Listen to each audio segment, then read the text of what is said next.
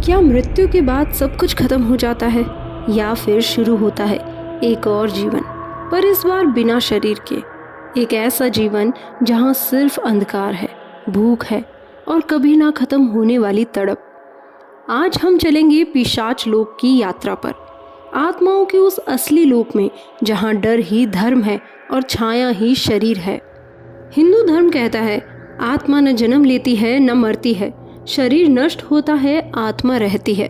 लेकिन जब कोई आत्मा अपने कर्मों के कारण मुक्त नहीं हो पाती तो वह भटकती है और फिर उसका निवास होता है पिशाच लोक में।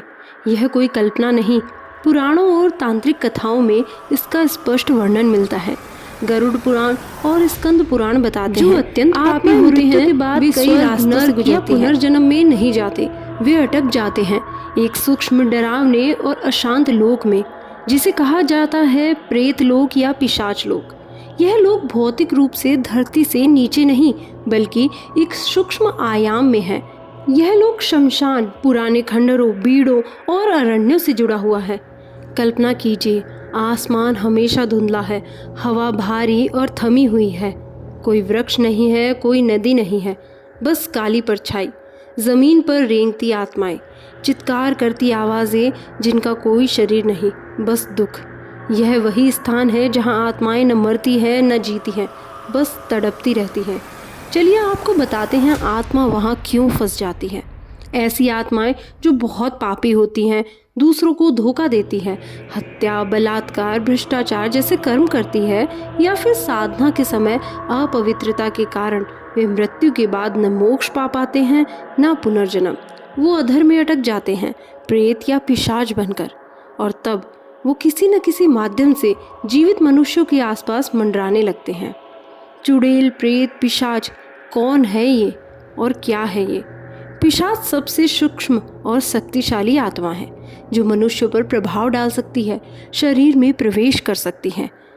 चुड़ैल स्त्री आत्मा है जो हिंसा या प्रतिशोध की भावना में अटकी रहती है। अक्सर वह स्थानों को बंद कर देती है। चलिए अब बताते हैं कि प्रेत क्या होते हैं। प्रेत एक कमजोर आत्मा है जो किसी इच्छा के कारण अधर में टंगी रहती है। इन सब का लोक एक जैसा नहीं होता है, लेकिन जुड़ा हुआ होता है।